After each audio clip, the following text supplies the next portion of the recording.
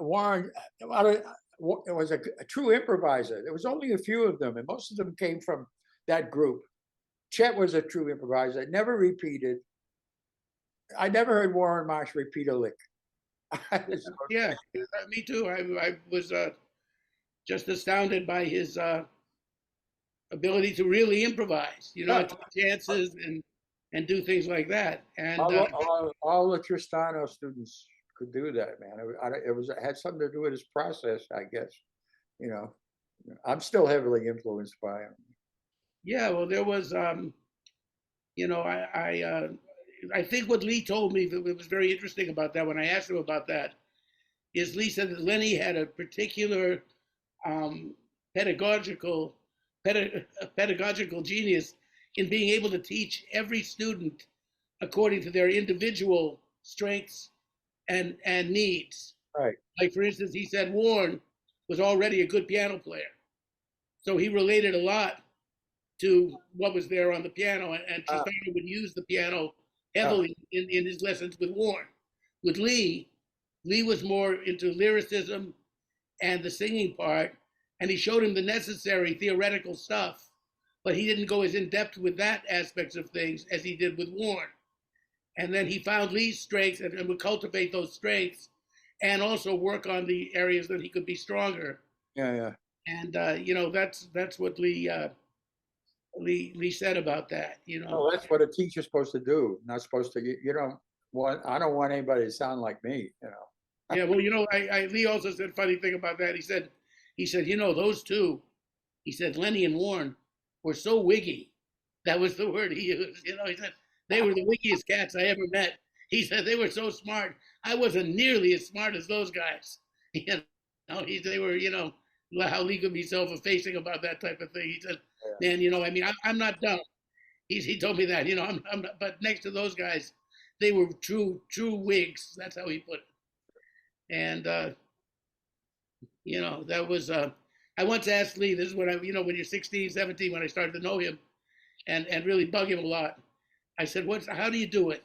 One night I had, listened to it. I sat in with him actually, and I said, how do you get that stuff? What do you do?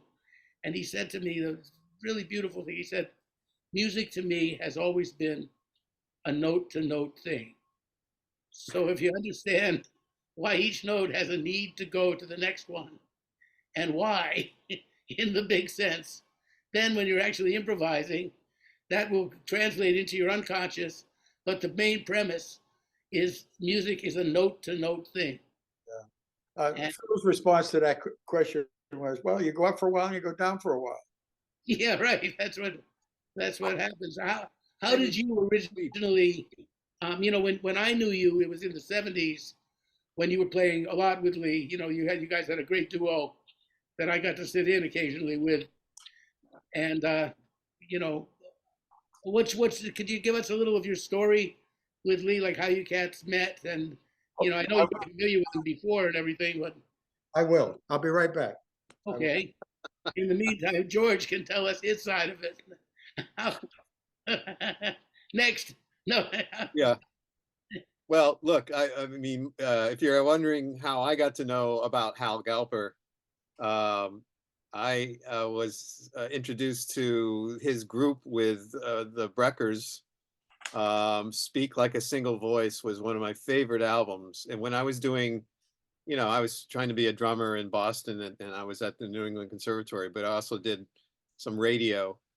And I think I found this album when I did a substituting for Tony Chinamo at WBUR. Tony Well. And man, when I started playing this album, I was going, oh my God, and Moses, of course, who I got to know a little bit because he was in Boston early on at that time. And those albums, and then I followed your trail, Ivory Forest was another favorite album of mine. And I love Adam Nussbaum. He used to come up with Schofield, that trio. That just got reissued. Did it? Okay. Yeah. And so, I got to know about Adam Nussbaum through you. And those records, Reach Out, also. What I didn't figure out and understand and you know kind of forgot about was your guerrilla band. You know, those mainstream records, which I love. Just the whole premise of that, you know, mainstream was sort of this budget label, I guess.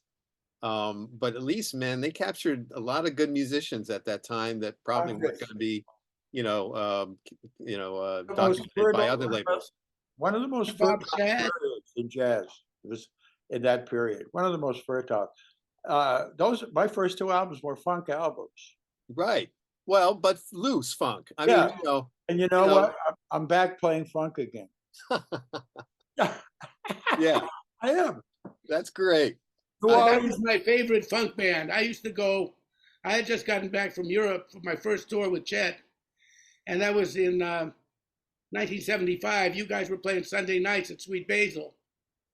And I was like, well, Mike and I were very tight for a long time, and I knew Randy quite well too. But, you know, I followed that band like a groupie every week, every Sunday. That band would just knock me out, you know, so I was just sitting there. And at that time it was Wayne Dockery on bass, and I think Billy Hart was playing drums. Was it Billy, I think? Yeah, it was Billy. And, you know, that was some amazing, like, I don't really like that kind of music, but that converted me. You know, I mean, I like all music, you know, but it was not my favorite thing. And all of a sudden I was like, wow, this shit is great. You know, so I remember that was a expansion for me. You know. But Great to hear. Thank you. Let's get back to Lee for a minute. Yeah. Yes. I mean, I just realized we got a whole other show in this. Yeah. So anyway, you asked me, how did Lee and I meet? Yeah. I don't remember. Of course I do. I was playing at Gregory's.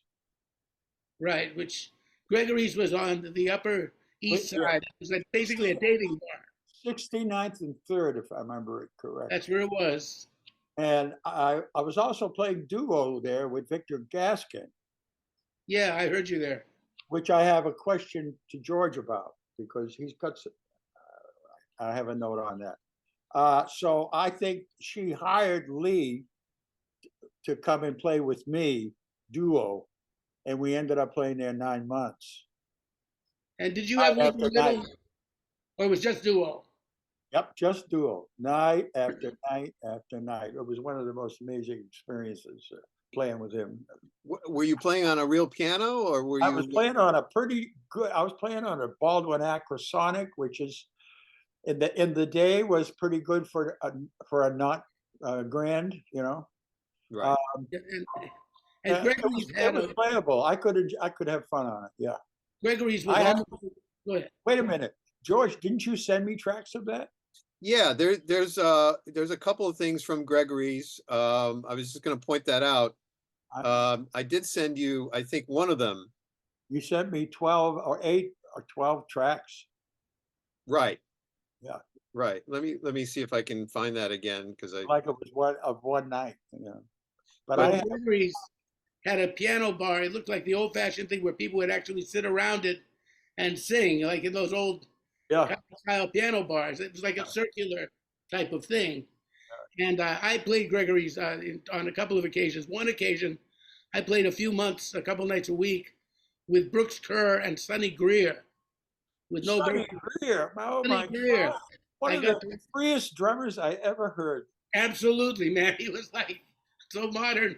He didn't even know he was modern. I know, and nobody talks about him. When I heard him play there, and it just totally wasted me, you know. Well, Russell Prokop got ill, and they called me to sub for him, and I thought he was going to hate me because I don't play like Johnny Hodges. I threw it a little bit, you know, but but we got along great, and boy was he full of life. Sonny Greer was some character, man. Oh. But anyway, I would play there, and Norman was the owner. Norman and later Alicia, who was a singer. He had another wife at first, but Norman was the owner. And in fact, one of my fondest memories is when Lee and Tavia got married after having lived together for nearly like 15 years or so.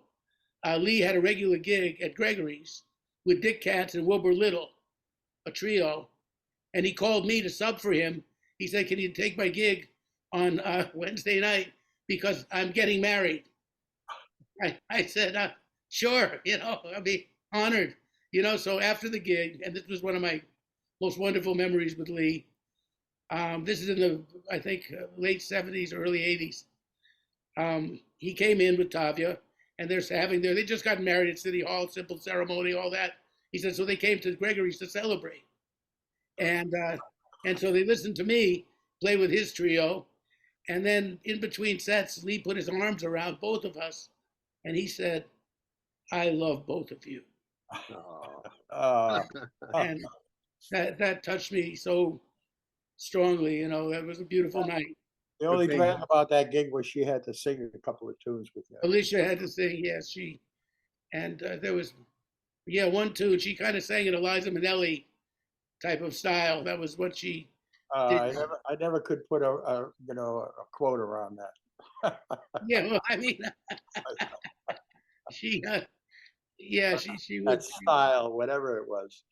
A cabaret style. I would say a cabaret style as opposed to a jazz-oriented style. So that's how I met him. Yeah. In fact, the night that Lee got married, he accidentally left a bottle of champagne that he had a few people at the ceremony, had given him, and he left it, and he went to get it back, and Norman had sold it. I gather it was a good, it was a pretty hefty bottle of champagne. I mean, it was a good vintage, Norman. Yeah, vintage, yeah. With a different one. Right. Anyway, so you met Lee really through the people in Gregory thinking that you guys would be good together. Yeah. And you had met him in socially in other situations. No, I don't think I had. Wow. Well, I would say that because, I mentioned this to Lee. Way before I moved from Boston to New York, maybe when I was about 16, me and my buddy Bob, we were just jazz freaks. You got to bring me back. My short-term memory. What was right, right. You were in Boston before you moved to New York, and your first contact possibly with the music of Lee. Oh yeah, Bob played tenor and alto, and he wanted to get a lesson with Lee. So I drove down to New York with him for Lee's lesson, and sat in Lee's living room while he got his lesson, and then we drove back to New York. That's how I met Lee. Right, so you just met him so briefly that it's not existed really. It's probably 1954 or something. What was Bob's name? Bob Marvitt. He's from Marblehead, and he's my oldest and dearest friend, one of the few that are alive. He's not a musician. He's a top notch. He's my first opinion all the time. He lives in Hawaii. He didn't pursue that the music. He became a doctor, but I remember, I can see the room, right now, that I was sitting and waiting for Bob to finish his lesson. Let me tell you this, it didn't improve Bob's playing. He meant well, huh? Yeah, he was Yeah. a saxophone owner. Yeah. And then it was like, what, 5 or 6 nights a week for 9 months. Then we went on the road together. We played Chicago, we played Kansas City, where the head of the festival had committed suicide upon our arrival in the hotel where the festival was. Wait a minute, who committed suicide? The guy who owned the Kansas City Jazz Festival, who ran it. Whoa. Yeah, I was just amazed. And we played Chicago at what's his name's club in Chicago. Joe Siegel. And he's had a recording machine behind a curtain all the time. Jazz Showcase. Yeah. Yeah, the Jazz Showcase. And I wouldn't trust Joe as far as I could throw him, but anyway. Yeah, same here. Nothing's come out. He hasn't done anything with it, thank goodness. But I know I saw the curtain. I bumped into the curtain one night. Saw the recorder. That's interesting. I found that somewhere else in Montreal. By the way, if you ever played the Rising Sun, yes, Roulette Levant, the quintet, everything there. With the quintet, yeah. Yeah, well, he's recorded everything there too. Yeah, I have that. Yeah. Oh, you got that. Okay. Yeah, I have that whole tour leading up to the first quintet album. When you worked with Lee, I was wondering, so obviously there was no rehearsal because you're playing every night. in that way. But did he say things to you? Or did he say he wanted to do something a certain way, or make any comments, on your playing? Like, for example, with me, there were a couple of times when he said things that were very good. Like, we were playing duets one day, and he said, wait a while before you double time. I was rushing right into my double time, and he said, just because you can doesn't mean you should. That's so, yeah, you could teach a pig to dance, but why bother, Right, exactly. So he said, he said, I know you can do it, but should you? Yeah, yes. When. He said the important thing with double time is when you give them that. And so, he would just make these little comments, but they would help a lot. Did he say anything, or is he basically just, you were older than me too? So, he probably just let the music happen. How did Never said a word. But I was this rhythm section. Yeah, well, you guys sound so great. I don't imagine what he could have He said. had to keep his mouth shut because I was his rhythm section. And No, you got a big piano, we and got along. We got along right away because that gave me a chance.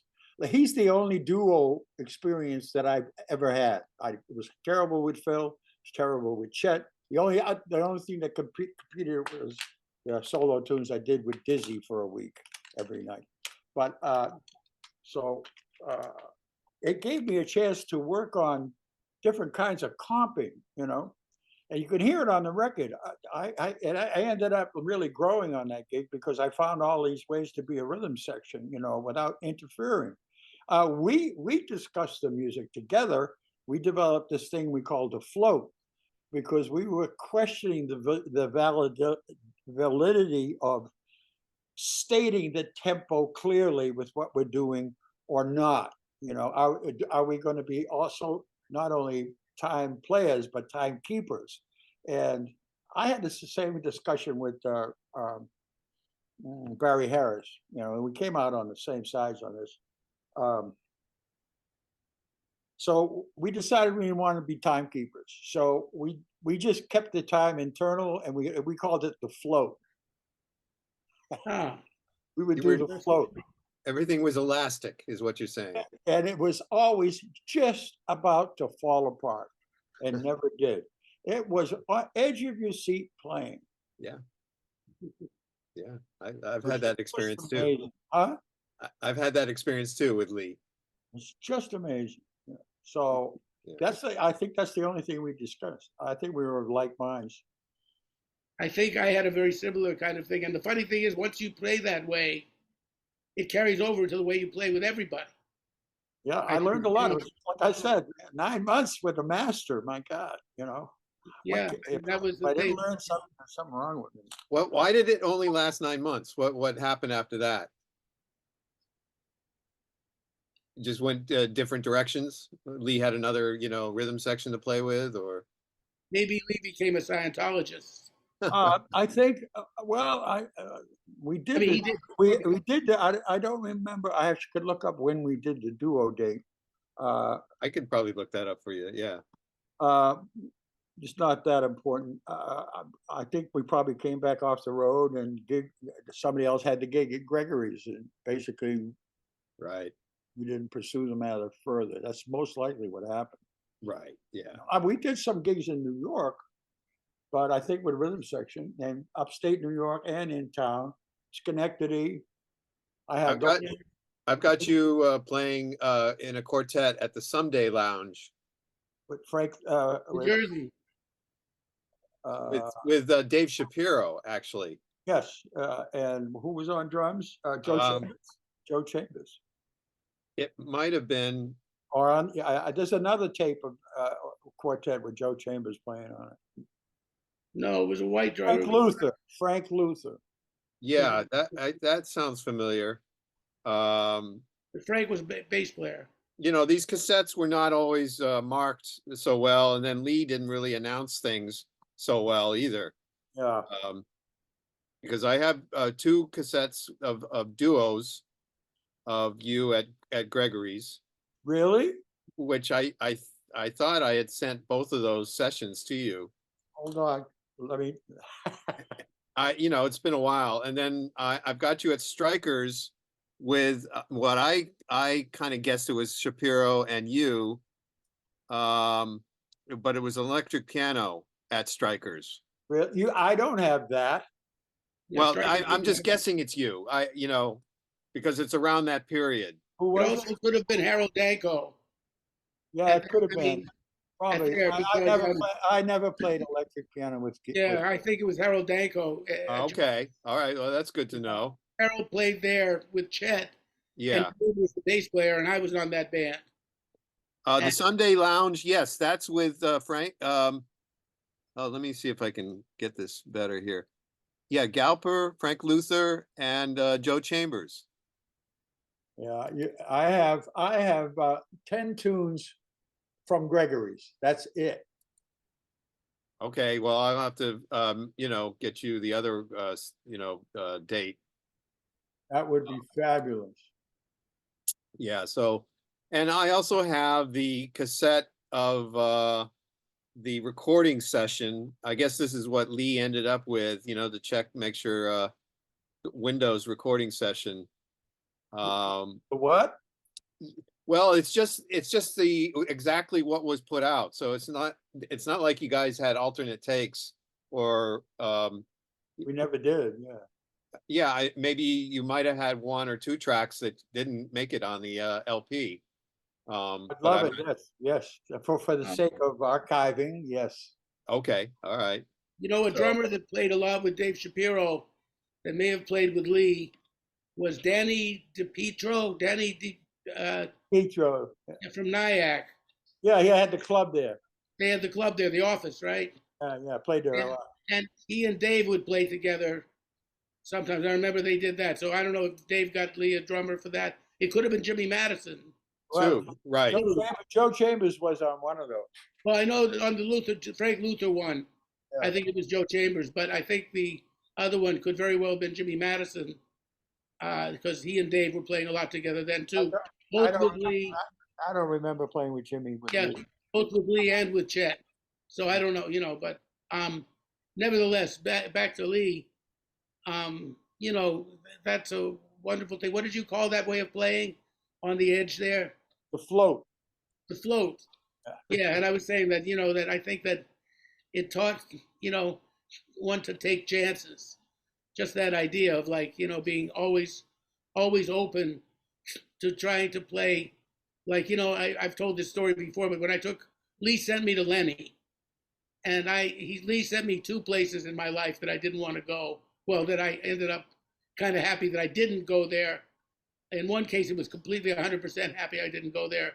In Lennie's case, I think I should have gone more often. But what Lennie did tell me, the thing that I found valuable in the lesson, and I've told people this before, is Lennie said, people talk about learning to play what you hear.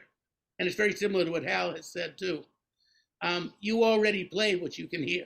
Yes, that's right. What I want to teach you is how I to didn't play. know he said that. I want to teach people to play what they don't hear. To play what you don't hear. And Lennie taught me that. Because when I would ask Lee any questions about theory or how he does something, other than telling me it was a note-to-note thing, he said, you got to go to Lennie, and Lennie will tell you that technical stuff, because I don't like to talk about that technical stuff. Yeah. It's very interesting, because even when I watched Lee teach private lessons, I asked him one time if I could hide in the corner and just watch him teach. And he said, yeah, be quiet and just sit in the hall, and you'll hear the lesson. And one thing I noticed, even when he had a fairly advanced student, is he didn't get into some of his process. And it was the same reason when I asked Sonny Rollins why Sonny told me he didn't teach, but we could practice together. So I jumped on that.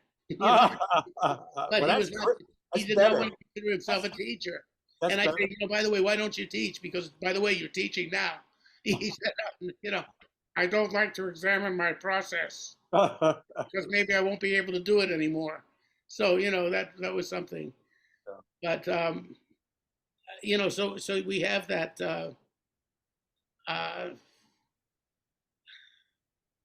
the process of teaching. And the second place Lee sent me was to Scientology, which I Oh, 100%. that's when I started. That's when Lee and I kind of resumed our relationship at that point. When was that? When he joined Scientology, Oh or yeah, what year? Do you know? I'm trying to figure that out. I believe it was in the late 70s when he first found that, because I remember he told Tavia found it, who was Lee's. I remember how I met him. Met him again. I got a phone call from him, and he said, "Hal, I got a gig at the Scientology Center for a Saturday night," and he gave me the date. I said, "What's the pay, Lee?" He says, $50. I said, "Lee, these guys are stealing tens of thousands, millions of dollars from their followers, and you're going to pay me $50, you know?" I was on their blacklist, so they probably wouldn't have let me in the joint, you know. But I didn't take the gig. I said, "Forget it, Lee." But he called me for some other ones after that. Yeah, I think that's when we did the upstate ones.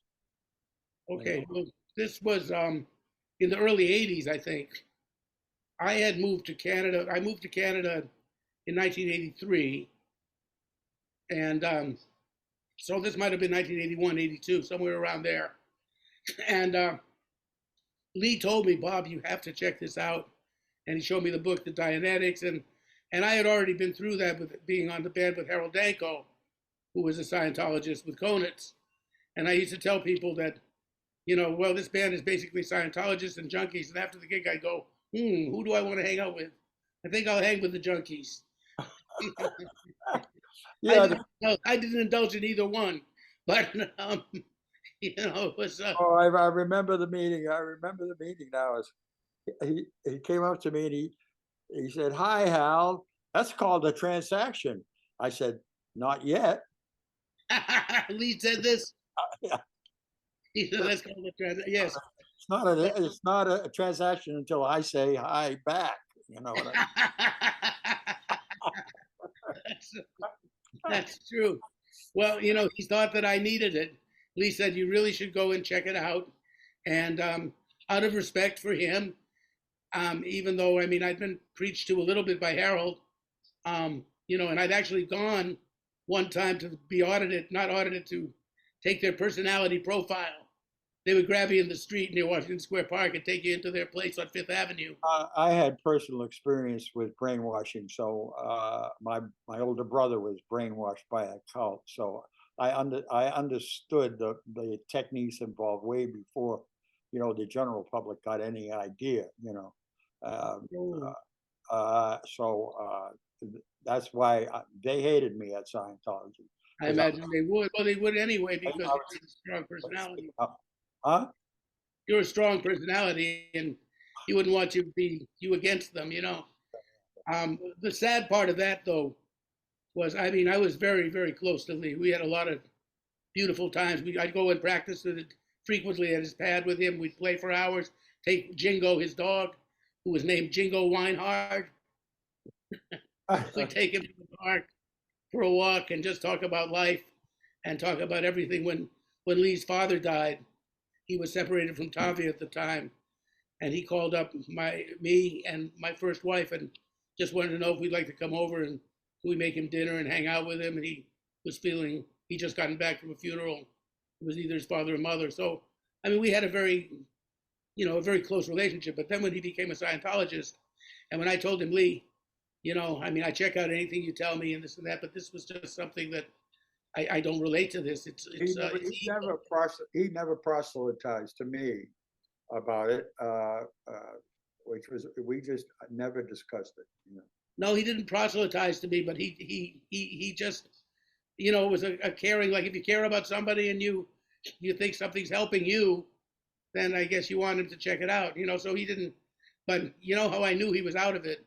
About 15 years later, I was in Paris, and I'm on the street corner, and I was planning to go hear Lee the next night, but I was playing with Art Farmer that night, and I was on my way walking over to go and play with Art, and there's Lee in the street, and he was also heading there. He thought he'd catch a set of art too, and he didn't know I was going to be on it and this and that. So we were talking, and then Lee said to me, "By the way, do you happen to have anything to smoke?"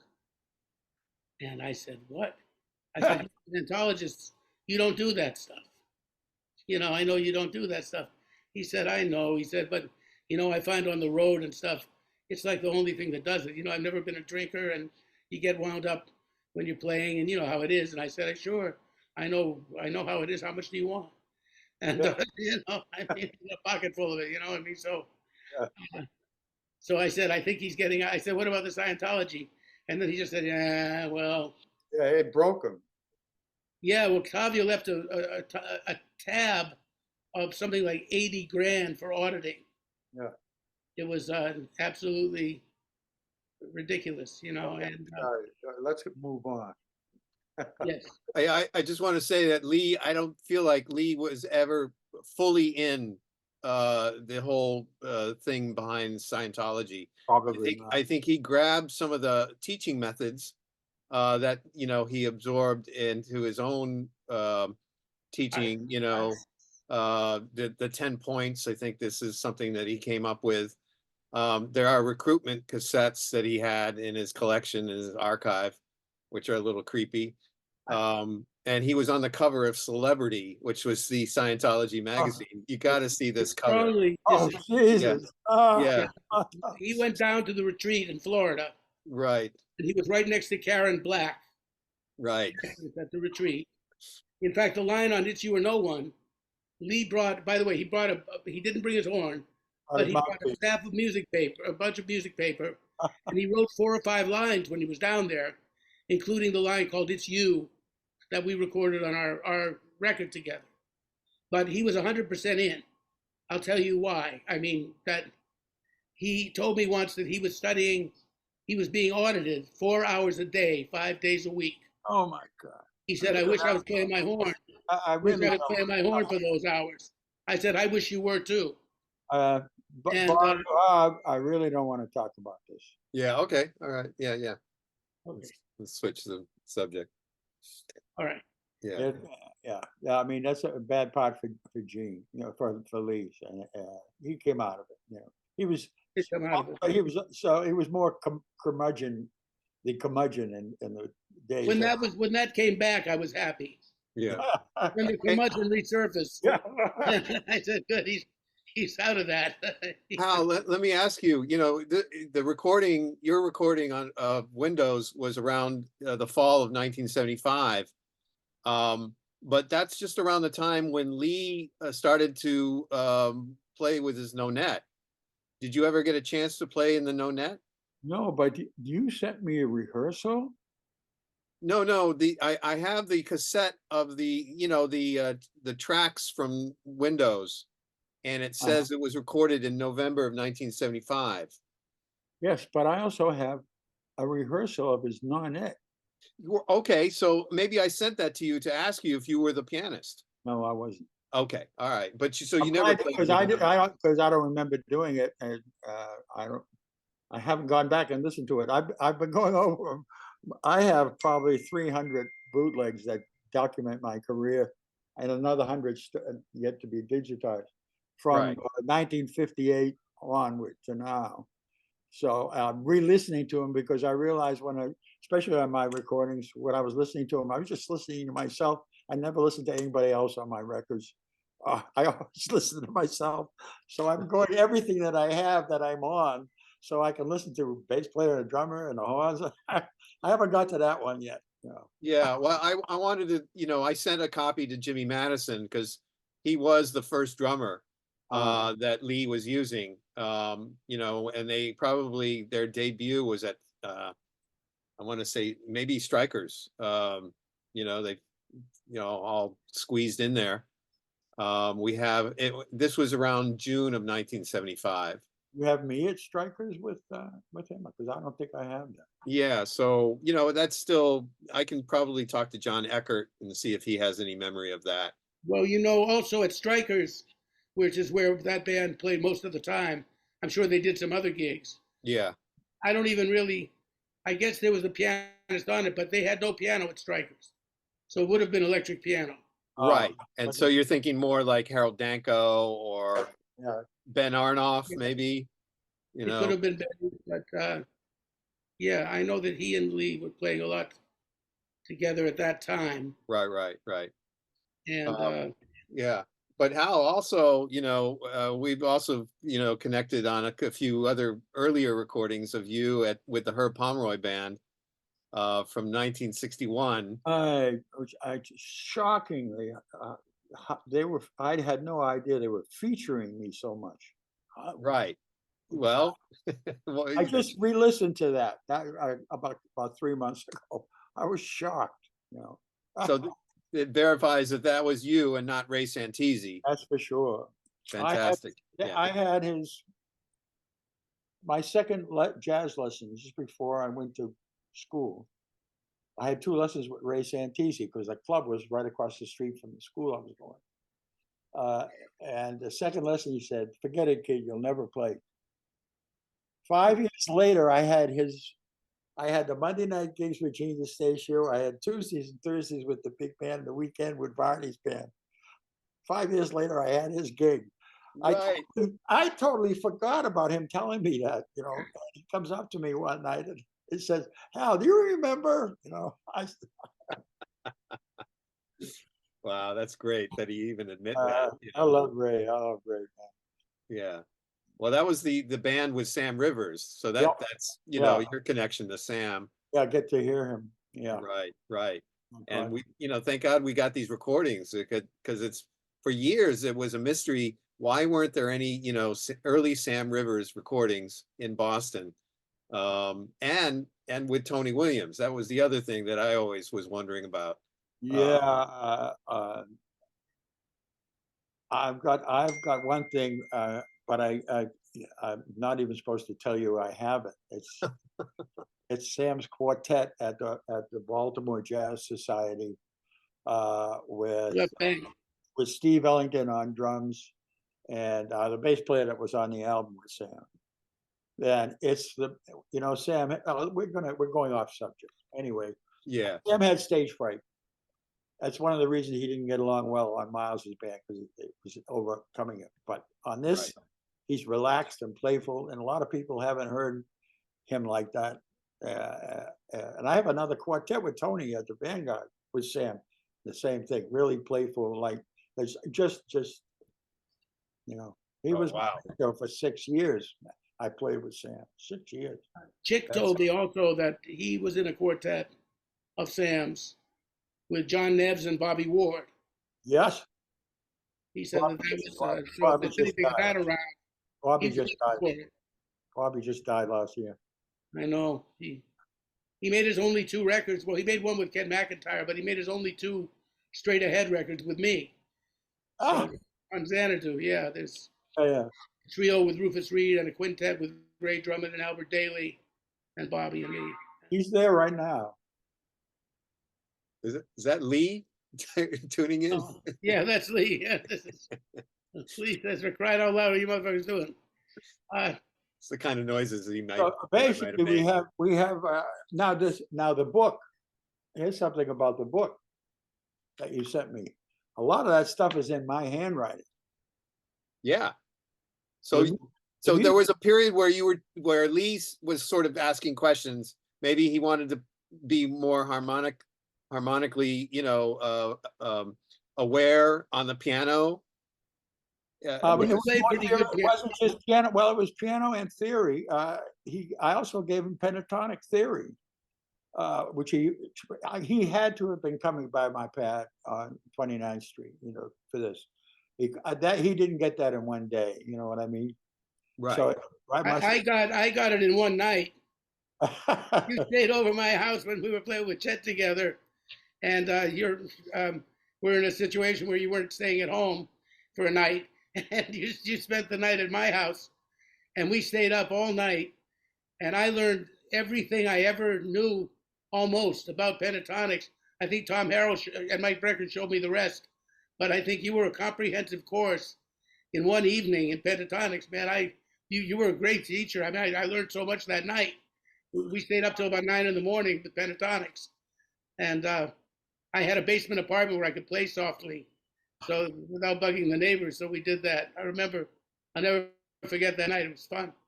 Well, But the chord voicings that are written in the book are not mine. You know, it's very interesting. I haven't had a chance to go into them in any detail. That must have been workbooks, his workbook as well. Yeah, that's some of Lee's handwriting in there. Yeah.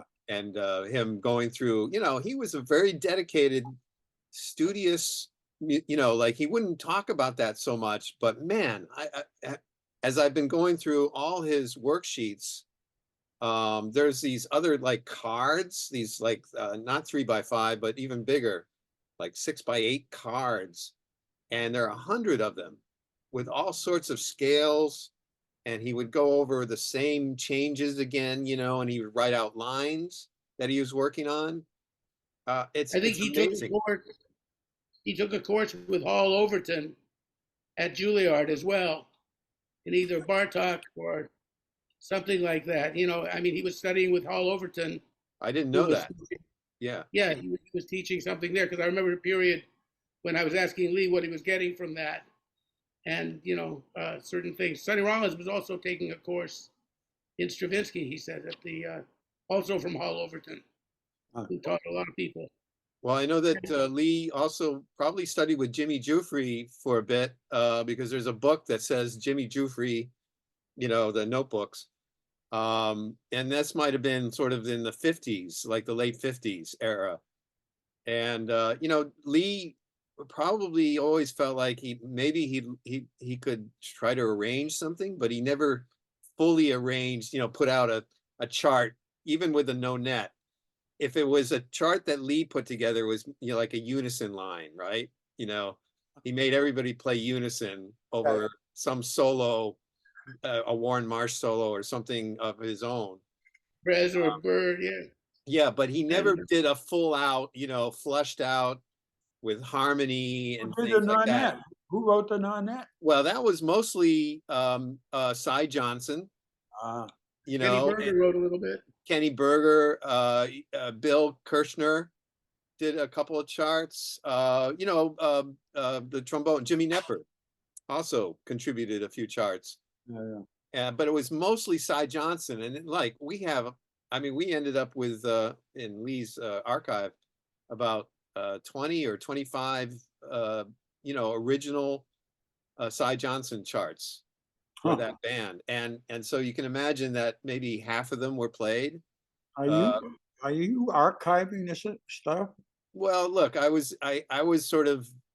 decided I'd volunteer for the family to go over the archive, when he passed, and we waited for a few months because it was the height of the COVID time. And fortunately they had the apartment for another 9 months, pretty much after Lee had passed. And so I volunteered. What I didn't realize was how extensive his archive was. Not only from all the notebooks and all the music that he had and all the loose leaf, lead sheets and tons of things that he accumulated, but also the reel-to-reels, 200 reel-to-reels. Wow. They gotta gotta get them digitized before they rot. I've been doing that. Oh yeah. No, this has been my life. Oh, that's a horrible task. You gotta sit there and listen to them. Oh my God! Look, it's been amazing, and all the surprises that have come up from that collection of reel-to-reels. And then there were 1,200 cassettes. He used to bring a cassette deck everywhere. That's why you have a couple of recordings of yourself at Gregory's, because he would always bring a little tape deck, and he's recording everything. He also had people record for him, and then he accumulated 1,200 plus cassettes, which now I've gone through about half of that collection. I'm still, I guess, another 3 years I might be, towards the end. And then we've got DATs too, which I still have to go through. Let me know, because there's a friend of mine has a recording studio up here at the top of a mountain that got wasted in a hailstorm, and he gave me his studio DAT machine. Oh, wow. You know how hard it is to find those? I know. I have one that's still working, and that's my brother's. Yeah, They're going for what, 5, 6, 800 bucks, you know? and they're hard to fix too. Yeah. Yeah. So, oh, that's good to know. Is it in working shape? Perfect. All right. Well, there you Yeah. go. And he Yeah. left about 1,200 cassettes too, right? Yeah, that's what, you know, and All numbered and actually everything was sort of like they were, somebody did that, and maybe Lee and maybe Tavia helped out, where he's got this book. It's kind of a ledger of the reel to reels and the cassettes. Wow. And but you know, but then there are cassettes where you think it's what it is and it's something else. Yeah. That's why you have to go through almost every minute of those cassettes, you know, C120s. I mean, you know, Right. 60 Pretty minutes sure on you each got it. side. What's that? I think there might be more of that Sweet Basil week somewhere in there, but maybe there isn't, you know. Well, we'll see. You know, again, that could come up a little later because he used cassettes over, and some of them he didn't like, and maybe, you know, recorded his own thing, or But obviously, this sounds like his stuff needs to be archived. it's being archived as we speak, Oh, and it's going to William Patterson. So I'm doing William Patterson the work that they should be doing. But I'm look, that's you know, I'm not down on that. I love what I'm doing. It's just that it would have taken longer for them to do it, you know, and they don't have all the facilities perhaps that I have. So and I've got the time, you know. Dave Dempsey is great over at William Patterson. I don't know if you know him. Very well. Yeah. And he's got, you know, he's got Art Farmer's archive, Clark Terry, Mike Brecker, you know, some valuable things over there. So he's already, you know, packed in with a few archives. I was going to go there, but I had a little problem with him of this Mike Brecker book that they put out. You know? Oh, okay. All right. Basically, they edited a historical document, which you know, made me think, well, what if he edits mine? Okay. You know what I'm saying? Yeah. You don't do that without saying it is. Right. Yeah. Anyway, 900 pages. 900 pages, and the book was 100 pages.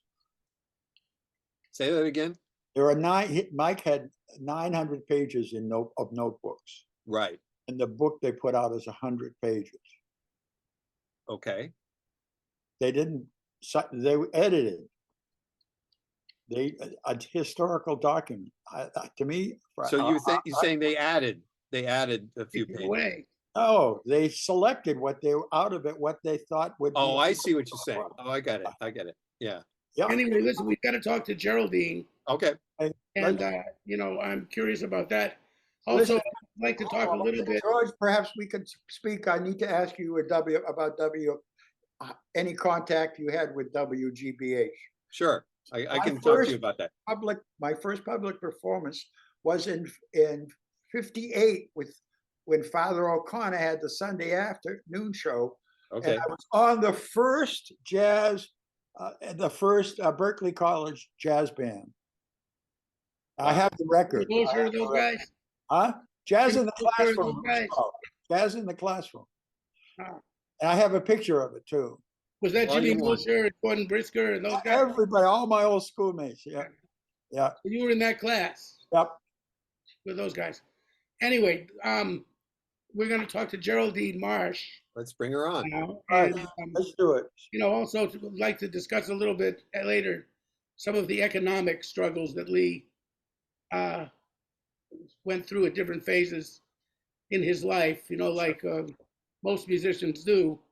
We have lean times and full times, and you know, I think call them Lee Konitz, right? Lee Konitz. I mean, I remember when I met Lee when I was 17. Before we get Geraldine on, it's like I said to him, one of the things that I've really, and he apologized because after the lesson we went to get a hot dog, and Lee said, "I'd really like to buy you a hot dog, but I can't really. Things are real tight right now." He was doing lessons at Dick Katz's studio, and I can't really afford to buy us both hot dogs. So do you mind if we go Dutch? And I said, "No, I'll buy you a hot dog. We'll be okay, you know." And I said, but one of the things I've really respected about you, Lee, is that you never took a gig on the Merv Griffin show or the Tonight Show, and you obviously have reading skills and play some clarinet and do all that. You could have just done that, but yet you've been pure and you played jazz and insisted on doing that all these years. And I really respect that about you, as a 17-year-old. I said this to him, and he said, well, I hate to burst your bubble, man, but if the Merv Griffin show were to call me tomorrow, I would have my clarinet out and probably take a few flute lessons because I'm about ready to go in that way. The phone better start ringing soon. And years later, he didn't even acknowledge that. He said, no, I never had rough times. I said, okay, whatever, Well, He did a few studio dates. He did some studio dates with Tio Macero, with Gil Evans, for a soundtrack that probably never really ended up on anything. And yeah, I mean, various really random things. And on a movie, I think it was a movie with oh shoot, I wish I remember her, an actress. In any case, it was like Lee, Ron Carter, and Jim Hall, and there's very little of that in that movie because I watched the whole movie and it was. There's a flash with the Shirley MacLaine movie where he's in it. Shirley MacLaine, yes. Yeah, yes. Shirley MacLaine. But see, that's different. That's what I mean. That's a cameo in a movie. And then sometimes he did this. Gil Evans wrote the score. We're talking about playing a jingle. I know. Young and Joe Farrell and those guys in the middle of the day, they would do a double mint gum commercial. Right. You know what I mean? And you don't have any record of Lee doing that. Well, he might have, been on a list, but nobody called him for that. That's I don't know. I mean. He told me he had never gotten even a gum commercial or something, It was a go-to gig in my day in New York that the Cats took at this transvestite club down on St. Mark's Place. It was in the basement, and it was like a 12-piece orchestra, and Freddie Hubbard be there, and all the cats, when they didn't have any gigs on the road, all the cats were working there. Wasn't it called 85 or something like that? Something like that. I played there with Jackie Byard. Yeah. You know the joint. Yeah, I remember that club. The waiters were really tough dykes, man. They were, what do you want, Yeah, right. And the guys, the dancers had me fooled. Great legs, all these great legs, but they were fantastic. What was that club? Club 82. 82, Club 82. 82 St. Mark's Place. 82 St. Mark's Place. I'll be damned. That's right. You're an old dude, man. I'm older than you think. Let's get Geraldine. We'd like to talk to, the relationship with Lee and Warren Marsh. Sure. None of the three of us would really. I don't know what I could say about it, but I'm glad to chime in if I have. Well, I've asked her. So we've been talking. I've had the good fortune to get to know Geraldine a little bit on the phone. Kind of met her through Facebook, and she's a delightful lady, and very bright and lucid. And where is she? She's coming. She lives in California. Oh, I mean, she's not on. She will be on in a moment. I'm going to do it through telephone. I'll call her. Geraldine. Here, we're calling her now.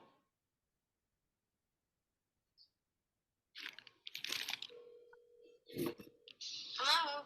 Hi, Geraldine. Oh, hi. It's Bob. Yes. Yes, I noticed. Who else was going to call you this time? So I'm here with Hal Galper and George Schuller, and we've been talking about, well, many things, but a lot of stuff about Lee, and none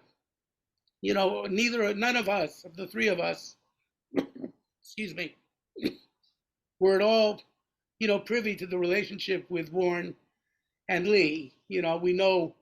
I know certain things that Lee, when I'd ask him about the relationship, it was obviously a very complex relationship that they had.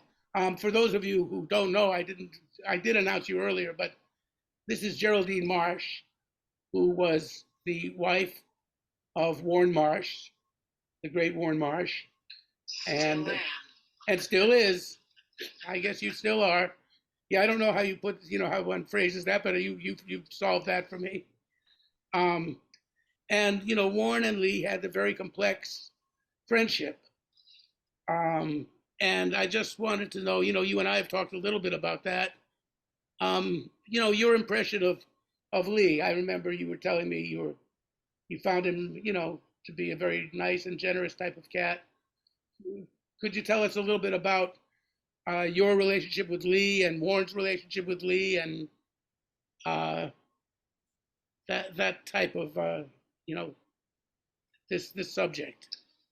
Well, when I knew Lee, he was always very sweet and polite to me, and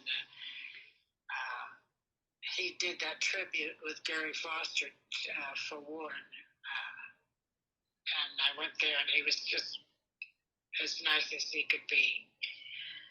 And their relationship was very complicated because Warren behaved not so well. Yeah, Lee said he had a mean streak, is how Lee described it once to me. And the reasoning behind that, I know, was because Lee didn't want to play in that direction anymore. He had some things he wanted to do, which he had every right to do. But Warren felt that something wonderful was breaking up, and he didn't want to let it go. So he wasn't very nice. But I think Lee showed his respect when he did come and play a tribute to Warren. And then again, he did that, the one in LA. And we talked about it, about their relationship. And Lee was relieved after I talked to him. But it had nothing to do with his music that Warren was disapproving of. He just was very upset that he couldn't play with Lee anymore. Well, he did, but not as much as he would have liked to. Anyway. And That's that. yeah, I guess that Warren said that actually they in some way he said he never felt close to Warren personally, because even though musically they would practice together and they would they had to do that to play that well together and everything, but that personally they didn't really. He said Warren had a kind of impenetrability about emotionally, and Warren wasn't close to anybody. Not it was just his upbringing, I'm sure, where he was spoiled by his mother, who was also a musician, fine violinist. well, I think that that's true. There's a big cultural difference between the two of them. Lee came from a very middle class Jewish family. I think his father was in laundry and dry cleaning, that type of thing. And Warren was from, I guess you would say, a privileged background. His father had been a very famous cinematographer. Yep. And he had a Jewish mother. Oh my God, I'm sorry to hear.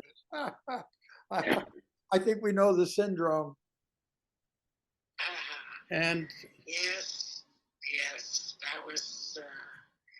I and think he'd have been a completely different person if his father had lived. I don't know. And it was sad. It was sad. yeah, I guess he. Now I was wondering too, and we're not going live, so anything we don't say or you don't want to talk about or anything can be edited out and that kind of things. I mean, one thing I think about. I mean, I've heard some stories of Warren, and I know the Tristano thing. Smoking pot was a very almost like a ritualistic type of thing that they did. That was a very accepted part of that life, and I certainly know about that too. But later on, I heard that Warren had like a pretty strong use of coke, you know. Yeah, that's what killed him. Yeah, His heart gave out. yeah. There's one humorous story, if one can have a humorous story about that. A friend of mine hung out with him, and a pianist who's also very good, a great pianist. I won't mention him, but he said these two guys hung out between sets and did a pile of blow, and then went up and played ballads. No, that sounds about right. I don't think there's anything Warren couldn't do on anything, but he didn't drink and he didn't use any heroin ever. He didn't do A that, no. lot of people thought he drank, you know, or had a problem with smack, but he didn't. He never did. He was afraid of needles. Aren't we all? I know. Reputations get, you know, it was bad enough that later in life he had such access to coke. Yeah, Yeah. and Blew his heart out. that's so sad. Yeah. 'Cause, Well, did he talk about Lee sometimes? Did he? I guess he did, in the sense that Lee mentioned that Lee didn't want to play in that direction anymore. yeah, when we were together, sometimes he would bring it up. But... Oh, stop. Hold on a minute. Sure. I'm on a podcast. Okay. What was I saying? Oh, sometimes you talk about Lee and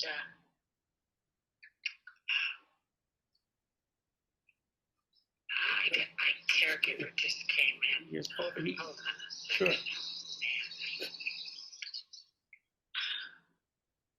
If you guys have anything you want to ask, go ahead too, because The only I had ever had any contact with him. All I do have the book, and I recommended that book that John Stoke. I can't remember what his name is right now.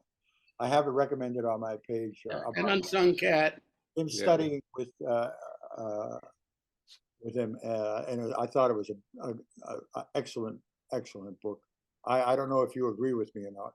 Yes, I agree. Yeah. Did you obviously read that book, Geraldine?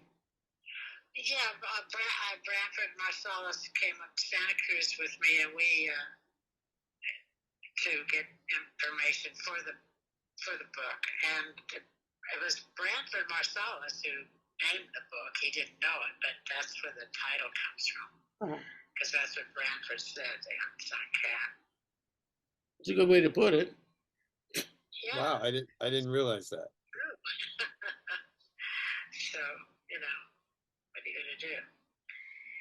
Well, this But, was. there's some stuff in the book that is not quite right, so, but I guess it won't be a problem because there's no chance of getting that book again. It's very expensive if you do find it. What? And Can you tell us what wasn't right? I have no idea. no, George wants to know what wasn't right in it. Oh, well, I didn't pay for my copies, so I don't even remember. I have to look it up, and I don't. Let's see, is that it there? Mm-hmm. Yeah, let's see what it says on the book. I'm sorry if I sound like No, like I don't know what I'm doing. no, you sound very much like you do know what you're doing. You know, I mean, you don't have to be an expert on it. You only lived it. Yeah, the best part was when we lived with Lennie. He never did any drugs in front of me. Ah, Never. and that was Lee and Warren and Lennie and you and Carol Tristano. No, not me at all. No, not me at all. Lee had lived and Tavia had lived with, Lennie let them live at his home for a while, but he had to let him go because he said he got sick of Tavia beating up on me. Yeah, that was a part of that. I saw some of that. Yeah, and making him, he said, wear ear shirts. Wear what hair shirts?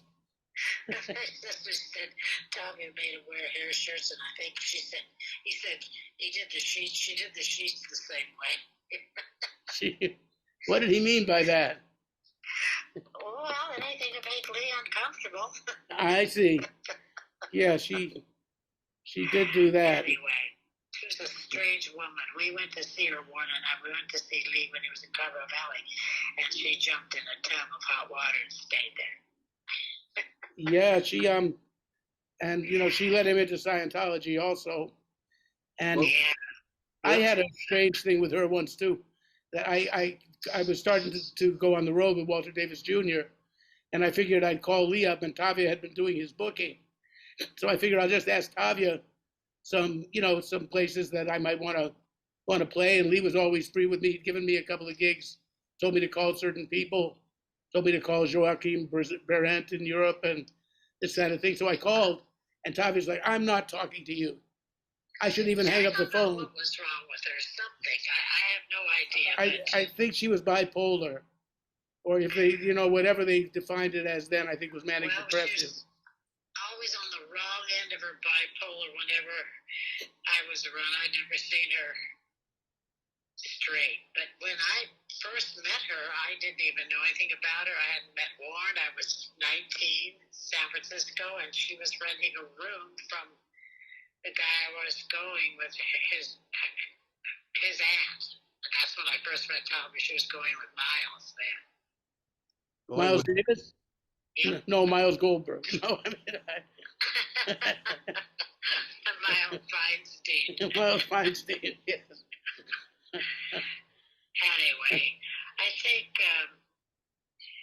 Warren had played some of the finest music I've ever played, and that's not just because I was his wife, but in spite of all the hardships being with him, that's one thing I know positively, and I think other people know it too, but he was just so hard to be around.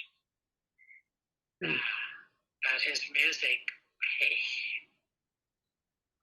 I guess with his mother raising him and playing classical music and going to Juilliard like he did, that he wouldn't dare make a mistake.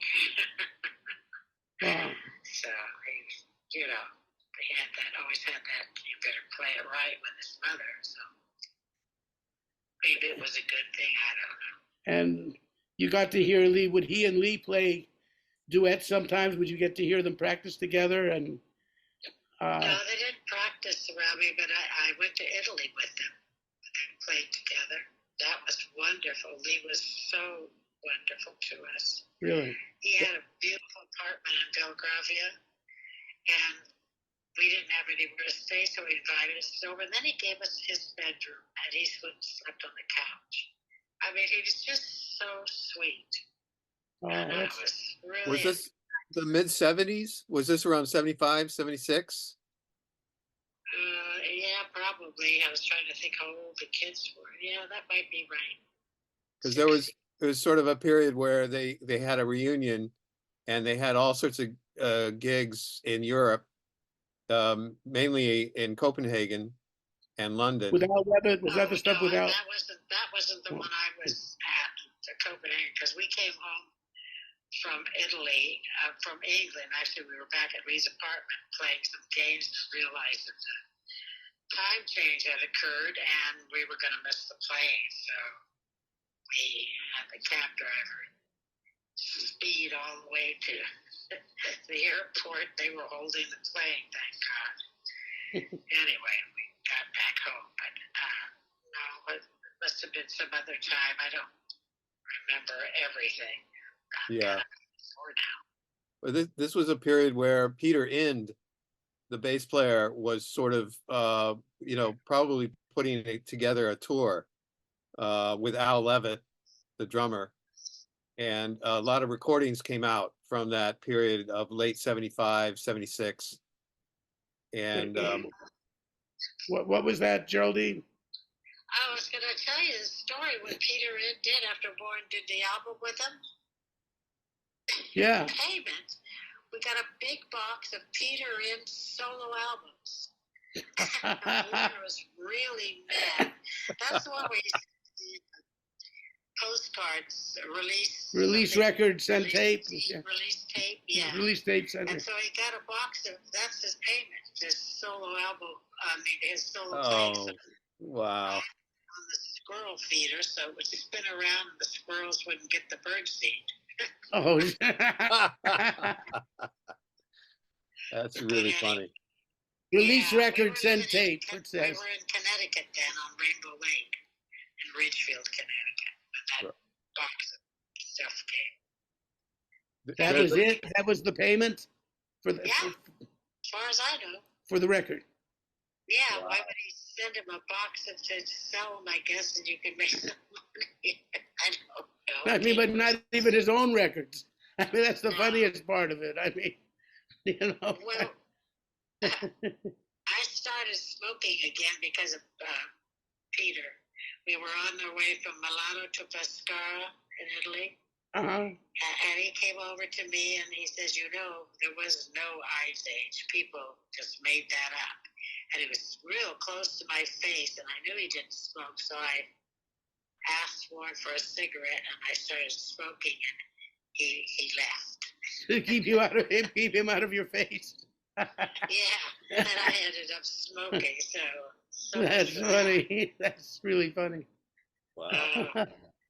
Wow. Well, But that period in the 70s, it seemed like Lee and Warren, you know, they got along fine. There's some amazing recordings actually from Chicago in 1977 that this guy who was following Warren, you know, even from, you know, the super sax. I think.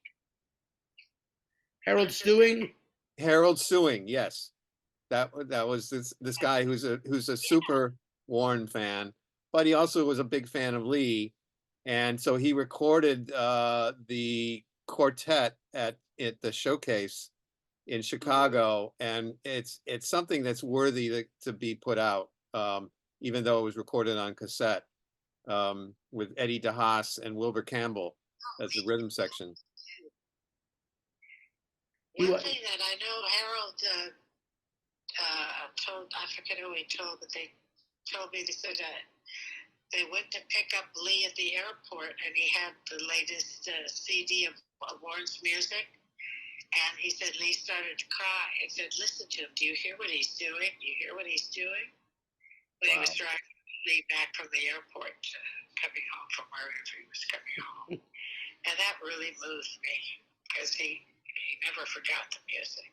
Well, you know, Lee and I used to play records for each other, not necessarily of ourselves, but I go up to Lee's place one night when he and Tavi were split up. They would often be split up, and I would hang out with him a lot in those periods.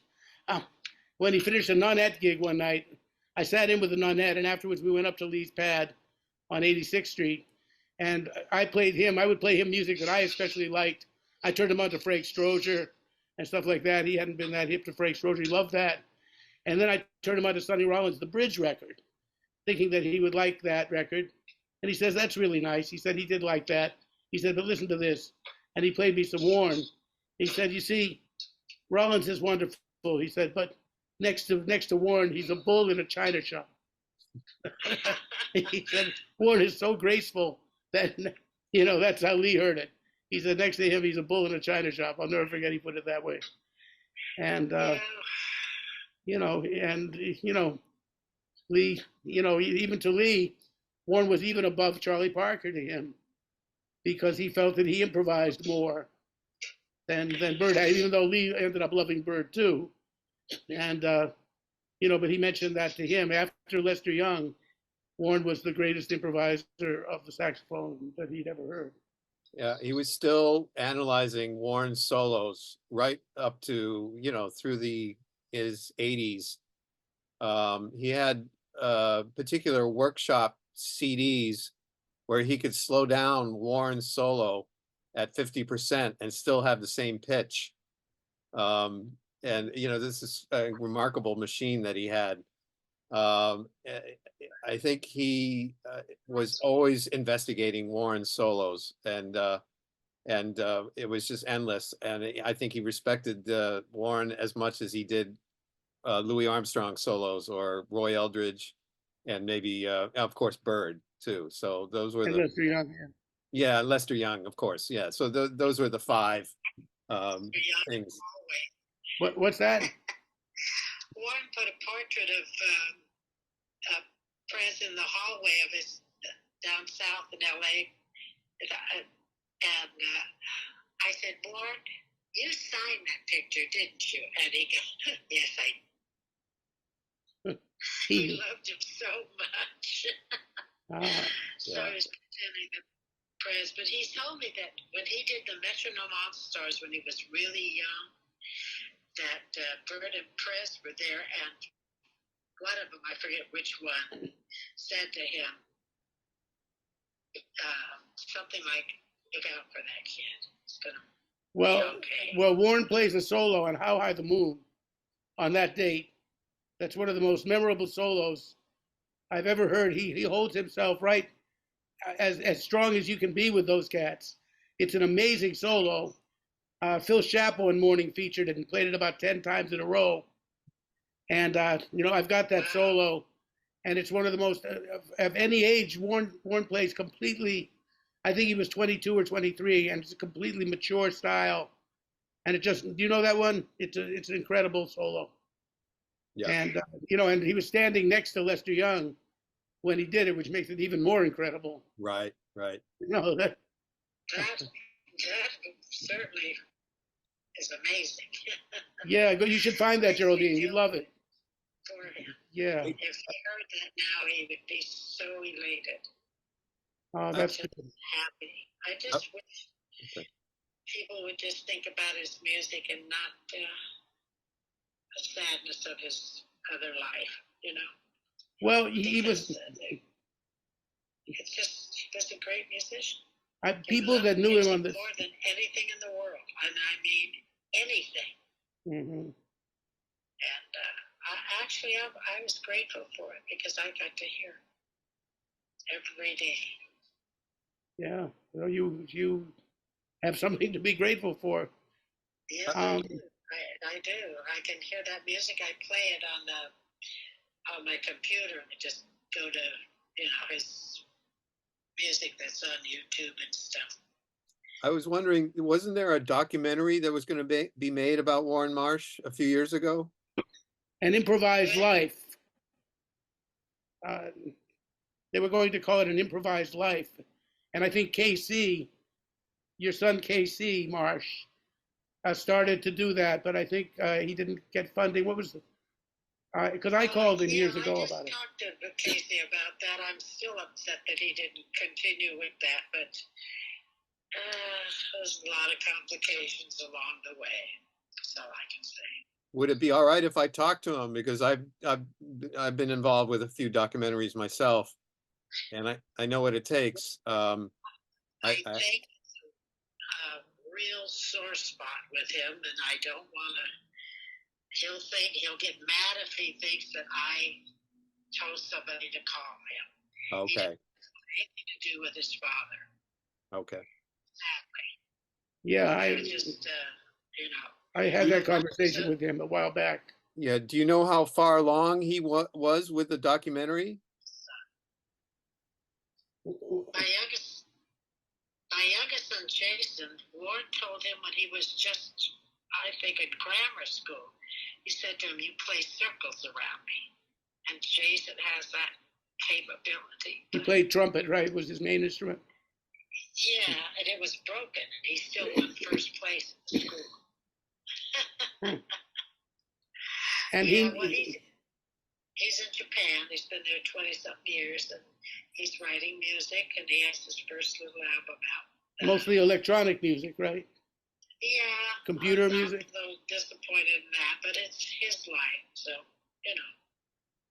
Yeah. I don't think he wants to be compared with his father. He just wants to be himself. But Yeah. his father didn't treat him very Well, well. that's. Anyway. But Lennie. I want to go there. But I know that Lennie and Warren maintained a very close relationship. I think Lee felt a little bit, because Lee went and joined Stan Kenton and sat in with Art Blakey and kind of got away from the fold.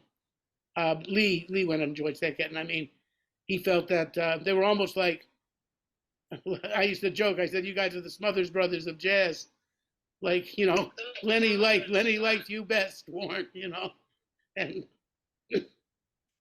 Lee felt that Lennie favored Warren because Warren really stuck to Tristano's principles through his whole career. Where I think Warren's playing always surprised Lennie. When we lived there, it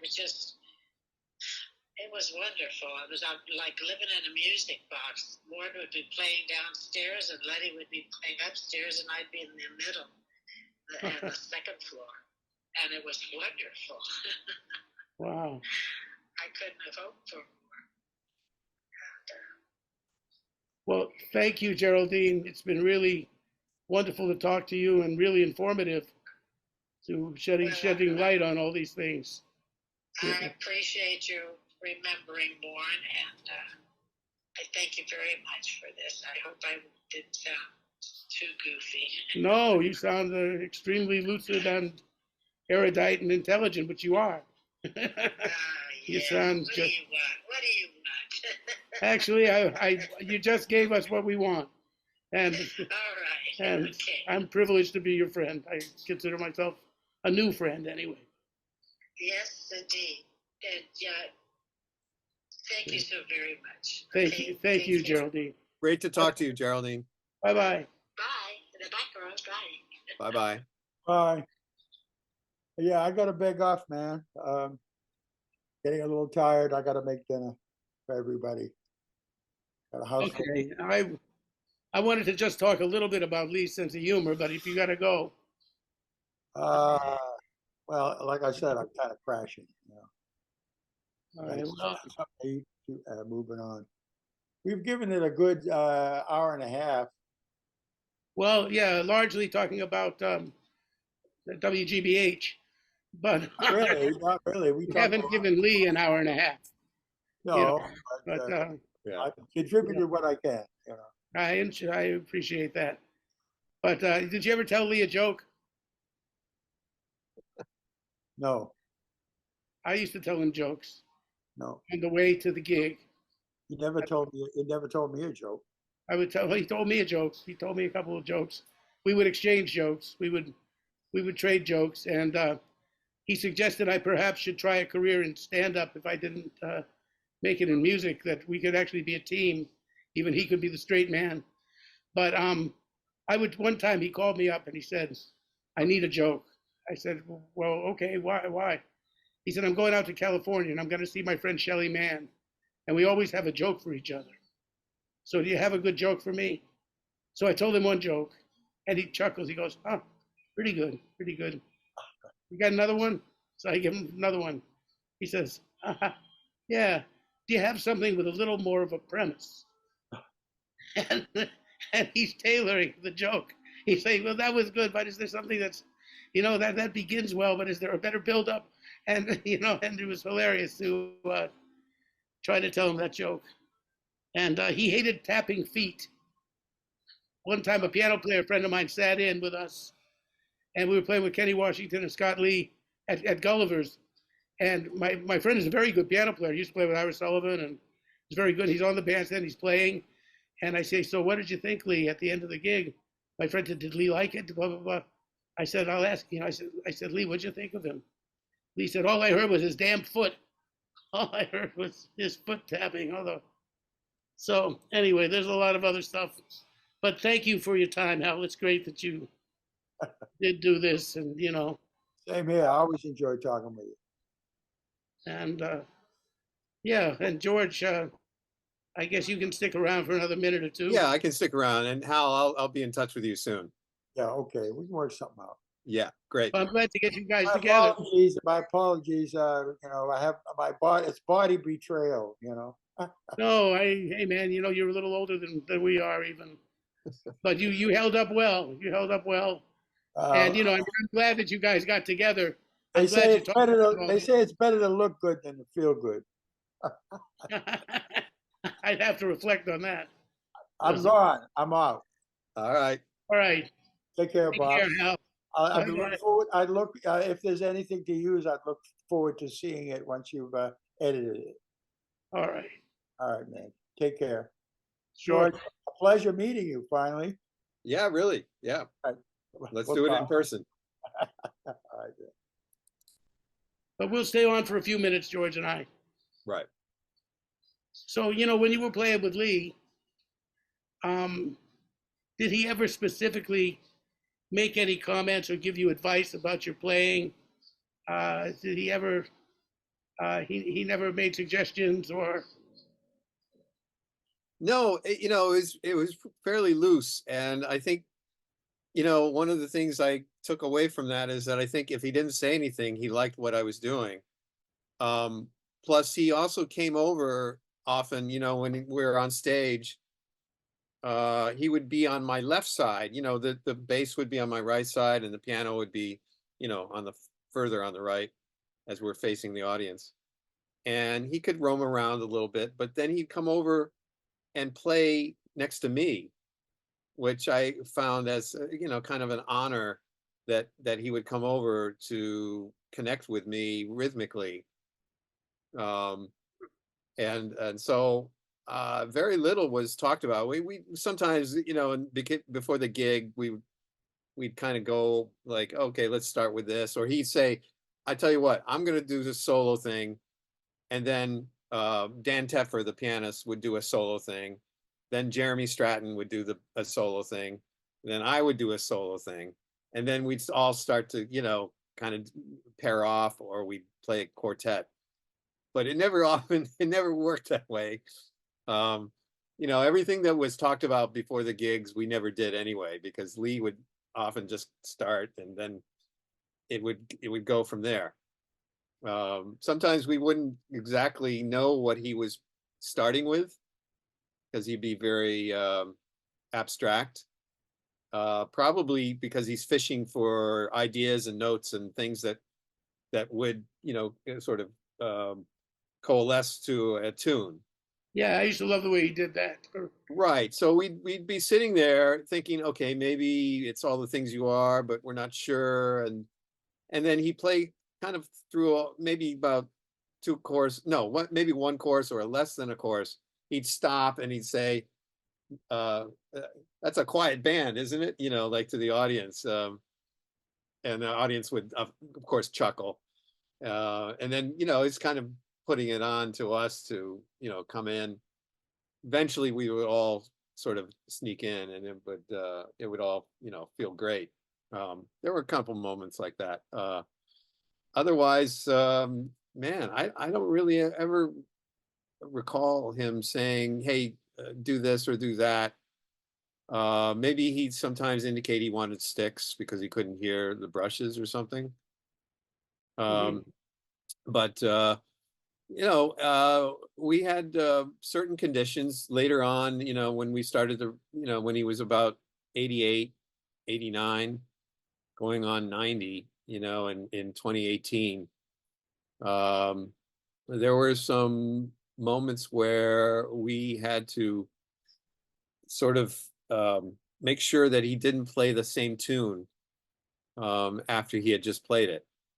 So, we would sort of announce, or he would announce, the next tune, but he'd start soloing on the tune we had just played. So there was one occasion where we did Body and Soul 3 times in a row. They're probably all different. Well, yeah, but for me as a drummer and playing it in that ballad, maybe two feel, I was thinking, geez, what else can I do to this tune? And after the second time, I was thinking, okay, that's enough. Okay, let's figure out another way to get to another tune. And I was so pissed off at the pianist. Lee starts off and it's Body and Soul again, the third time. And the pianist, I love Florian Weber, but he decided, oh, well, okay, we'll play it again. And it's like, okay, a third time? Come on. And so, what do you do? Try to make it straight eighth, or do you just, put a disco beat in there? I don't know. So it was you know, we of course played it the way it should be, and tried to make it slightly different from the second version or the first version. But that Yeah, was when, you know, we decided this was my plan. I said, okay, guys, you know, I was talking to the rhythm section. It either was Dan or Florian, and it was Jeremy. And I told them, if Lee starts to play the same tune that we had just ended with, let him go through the whole chorus. He'll probably stop by the end of that chorus. Then we'll come in with the new tune. And the pianist was usually, you know, ready to do that.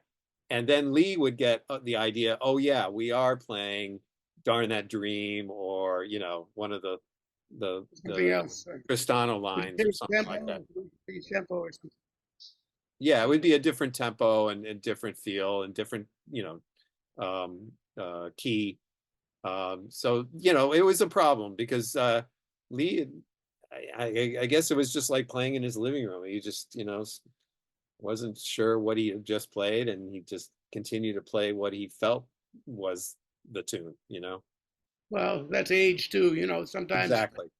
Yeah. you know, he did things. Even with the curmudgeonness as he got older, you know, he did made less of an effort to disguise that type of thing. You know, because Lee was always when he was younger, he didn't do that so much.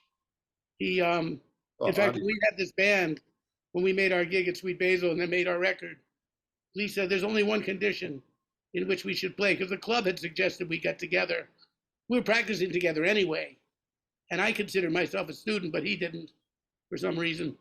You know, he considered us equals. He said, I said, that's you. You can consider us that way. I think you're my teacher, but he said, you know, that we the club owner, Sweet Basil, suggested that we play a gig together. And so on that condition, Lee said one thing, the condition is that we have to be mentioned together. Mention is being a mensch. yeah, It's like being a gentleman. right. So, you know, if we're going to approach this, we're going to approach this as mentioned. And that was his rule for that, you know.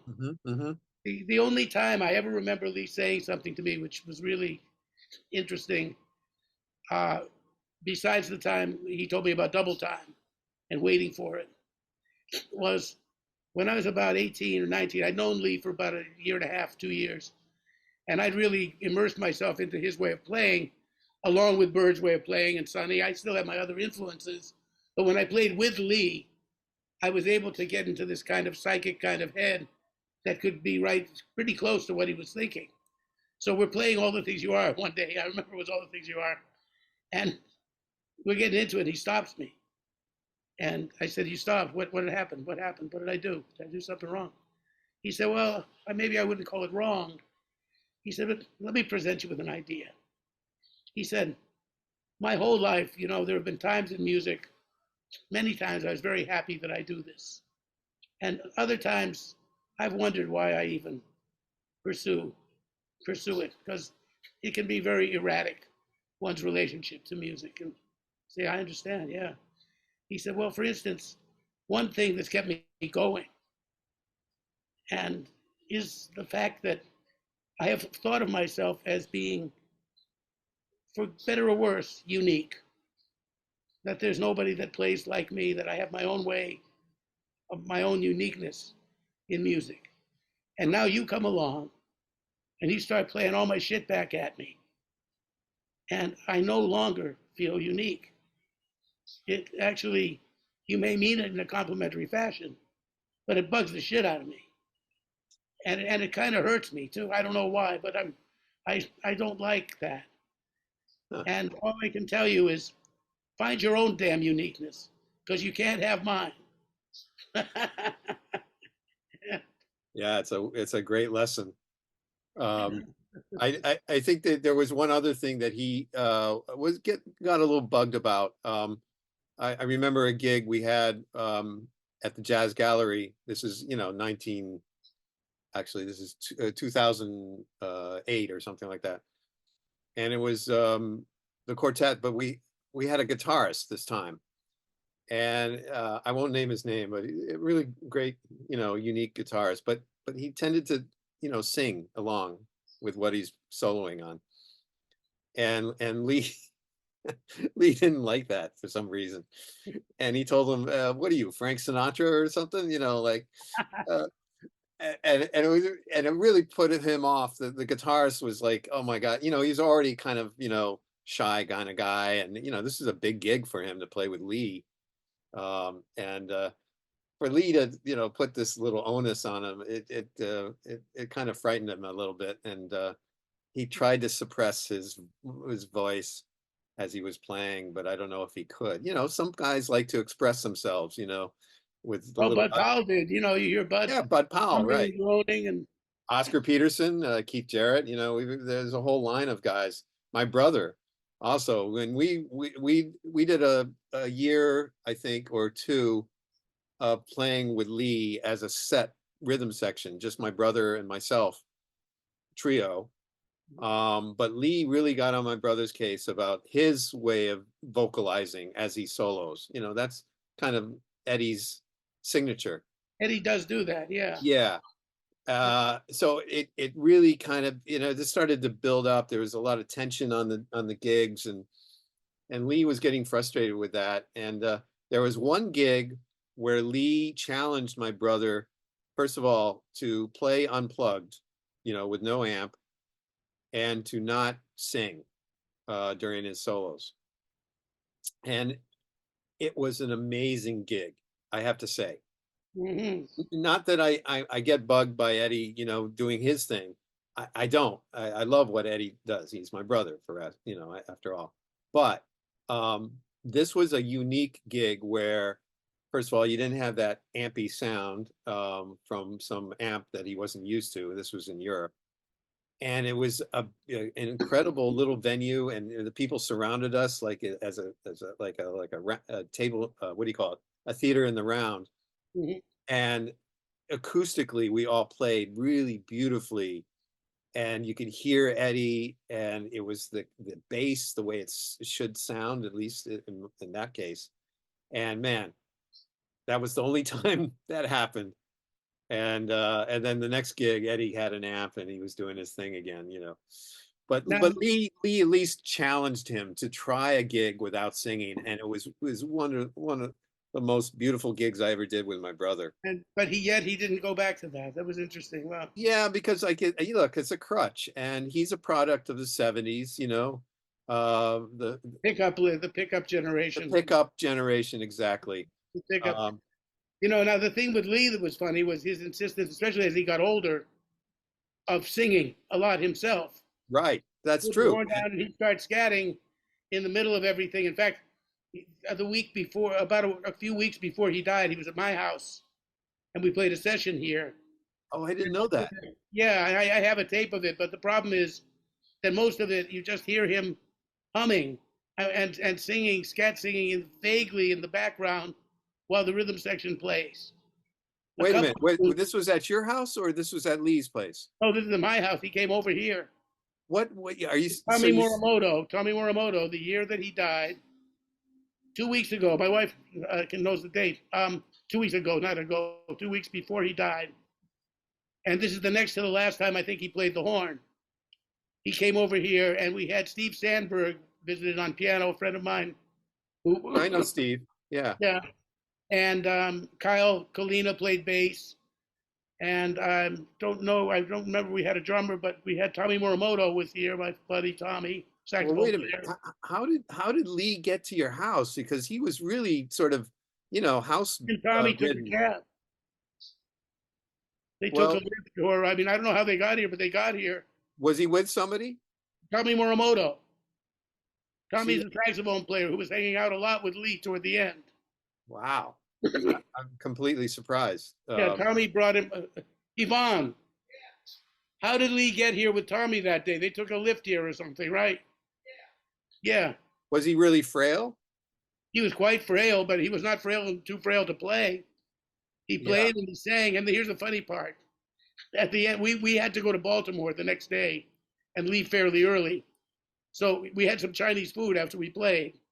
And Lee was loving my apartment. We have a beautiful view, and it's a really nice place in Battery Park City. right by the water. You have a view of the marina from my window. And Lee wanted to stay overnight. We have an extra bedroom. So he said, "Can I stay over?" And I said, "Man, we'd love to have you over, but we got to leave early in the morning for go out of town tomorrow, so we can't." So we said next time, and then I never saw him again. Well, if you say it was 2 weeks, we're talking about early Could be a April of month. It could 20. be a month. Yeah, It could be a because month. I'm not sure what month it was. the COVID thing I have started. it in my. When did he pass? Okay, well, I'm just sort of referencing the COVID thing because that really started in mid-March of 2020. And so anybody going to anybody's house, that In would, January or February. yeah, it must have been January. Yeah, Yeah, it was before COVID. right. Yeah, so a month, DC, or as we say. two before. Okay, all right. Yeah, and he was here, and I do have it on tape. I can probably find it in my voice memos. I play terribly. For some reason, I got very nervous and started sounding like a little kid again. But but there is a couple of things that we play together, and then he sings. He'll start playing, and then he'll take the horn out of his mouth and start scatting. Yeah, yeah, yeah. And Yeah. he would do that. So there's quite a bit of that, but it's very faint. You can hardly hear him, but you hear him sort of like, it sounds like a synagogue. He sounds like somebody davening in the corner, you know? Well, he loved his do-do-dos, that's Yeah, how no, he no, no. sing. Yeah. Well, Well, you know, it's funny because you did bring up the singing thing, and when my brother and I played with Lee, this was around 2004, 2005. He wasn't doing much of that. It's later when I started playing with him, in 2010, 2012, 2013, gradually, yeah, it was more of that well, scatting, yeah, but before that, George, in the 90s, he did a gig in Toronto yeah, at a club there. I forget which club. And he had George McFetrich on piano. And he was insisting on singing almost on every tune. He would play and he would also scat. well, And I'd say, "Lee, why don't you sing some lyrics?" And he says, "I can't get myself to quite do that." I said, "That's because you won't open your heart chakra for the lyrics. You want to, you have to." Now, did you have those tapes of him singing words, "Embraceable You" and "I yes, Remember April" when yeah. he was young?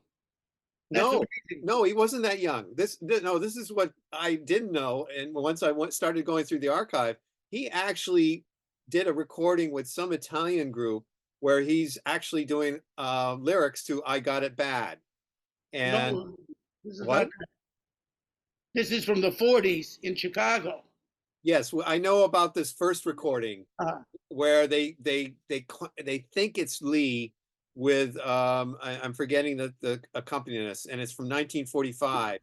So he was yeah, only what? "Embraceable You" and "April." Yeah, and he sounds like a crooner, right? And that's Lee. I can tell his voice. Yeah. So at first I was doubting it because there was this guy who was sort of bringing this up, and he was insistent that this was what it was. No, it's And, absolutely Lee.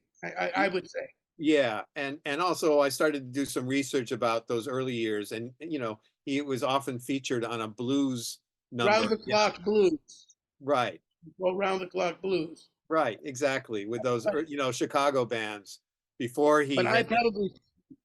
Yeah, I probably spend more time singing with Lee than maybe anybody because we used to on the phone.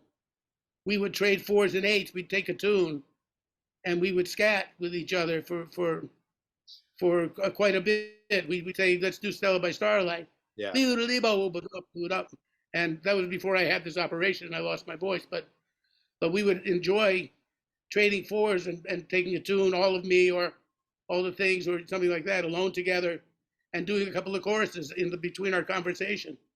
yeah. So I know his voice in the sense that the timbre of his voice was the same on those vocals, just a little bit more youthful. But As I said, it was a balancing act, because we felt like people came to hear him play saxophone, but then he'd often put the saxophone down and start singing, and doing his scatting thing, and then I'd have to be the good cop, bad cop, and sort of say, "Lee, maybe you should play your alto, and we're gonna do this tune now." And he'd look at me like, well, what are you talking about? Because he was very comfortable, just, as if he was in his living room. But it was sort of like, I felt like, maybe the audience, they might enjoy that. They probably think it's charming, but they really are here to hear him play, the saxophone. And look, that sound was still with him, that big sound, right to the end. He was playing slower, but he was still telling beautiful stories, and he knew exactly where he was in the changes. Oh Uh, no, he never got lost. He never exhibited any sign of dementia in that respect. yeah, that was amazing. And also, when I would trade eights, or even if I did a chorus, he would know where to come in. And it just was like, wow. But then again, that dementia thing was coming up quite often, just without, off the stage, and when we were at dinner or whatever, when he left hotels, without us knowing about it. It The got to, German train story, right? yeah, that was a He got very frightening time, when he left with his saxophone and his suitcase, and went out in the rain, and we couldn't find him. And But you know about the telephone thing on the train? The uh, woman with the cell phone yeah, in yeah, Germany. I do. He came, he told us, we went out to dinner, and he told us this story at dinner, like it was the most natural thing in the world to do, So, like, I don't understand. There was a lady talking on her cell phone in the restaurant, and he was going to go tell her to put her phone down, And I said, Lee, maybe you shouldn't do that, He said, I had a big scene with that in Germany. I told this lady that she should talk softer on her cell phone, that I didn't need to hear what she was saying. And she persisted. So I turned around and I took her phone away or something like that. And then the next thing he knew, he said these policemen were on the train, escorting him off the train. He said, imagine how I felt, a Jew in Germany being escorted off the train by the police. Yeah, he almost got himself in various fixes and situations. And other musicians who were with him had to, like, break it up, or, calm it down or something. I was kind of in that position at certain times. He would start to go like this to somebody who's on the cell phone right next to us. And I'd say, Lee, come on, leave him alone. He's talking softly. There was one time we were in London and playing. Yeah, we were going to play at the famous London club. Ronnie Scott's. Yeah, Ronnie Scott's. And so we were hanging out in the lobby. I guess we were being picked up, and we were sitting, as a group and around a table. And then there was this couple that was about, I don't know, 50 feet away from us, and they were talking softly. And Lee, I could tell, Lee was on my right side, and he was kind of staring at this couple. And I knew exactly what he was thinking. He was thinking, I wish they would stop talking. But they were talking very softly, and it's a probably a married couple. So I was thinking, oh, come on, leave them alone. I didn't say that, but then Lee finally said, I'm going to go over there. I think they're, I don't want them to talk anymore. It's bugging me. And I said, Lee, what are you talking about? We can't even hear them. And he says, no, but I can see them. I can see them talking. And that's what bugged him. That's funny. That is funny. Oh man, we all cracked up. I mean, in a way, maybe he was serious. Maybe he was just, putting us on. But it's just one of those quirky things that he had about, first of all, restaurants too were a big problem. Any restaurant we went into, there was music being piped in, from the ceiling. He would get bugged, especially if it was Paul Desmond, and the Take Five. If he heard that, he'd turn around and walk out the restaurant. Really, he really didn't like that. I don't know. In some ways, I think he kind of dug Paul Desmond, but he wouldn't admit it. That's my gut feeling. Because I think Paul's sound was too close to Lee's or something like that. But I think they both came up at the same time. Well, Maybe, yeah, yeah, but I think yeah, I don't Paul know. is much more influenced by Stan Getz than he Yeah, is by Lee. but I think it's that Uh, soft sound that yeah, probably, timbre. and But he got more, he got more acclaim. He was with Brubeck. He got, he got more women, something like that. Those are the things that might have bugged Lee. I read a nice little comment about that. He said Paul described his sound as a dry martini, and Right. Lee was more Stoli on the rocks, unadulterated, straight Yeah. up on the rocks. And I thought that's a beautiful way to describe the difference there, Look, because it was very interesting talking to him about other alto players and also Ornette, that I think we discussed this before. That he anytime I said, "Man, you're starting to sound like Ornette," he would say, "No, don't say that," or come on. well, when I knew him, he couldn't stand Ornette music. Well, That's what he told. No, I mean, I'm just saying yeah, in the '70s, um, he really just. I don't mean personally, but he just really couldn't didn't relate to that. But I did play him a couple of things that I played him the Blessing yeah, and the Something Else record because it had Walter Norris and was more of a close to conventional yeah. thing, so he kind of acknowledged that there Well, was he had cassettes of Ornette music. He's trying to probably educate himself, to understand what Ornette's doing. And then he ends up doing duets with Ornette at either his house or at Ornette's house or loft or at the Prince man Street. turned down to Artist House or wherever he was, in Yeah. Princeton.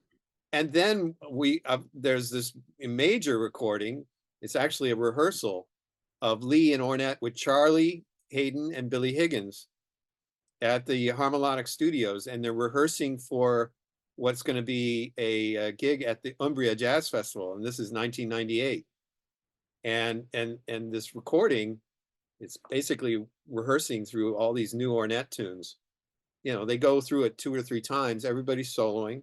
And he's reading the tunes. He's reading these tunes, and the mystery is, what is he reading? Because we haven't found these charts. Ornette's Chicken Scratch was very unique, and it wasn't like you could read off that right away. But here's Lee kind of following along with Ornette, kind of acclimating himself to understand what he was being thrown in the fire for.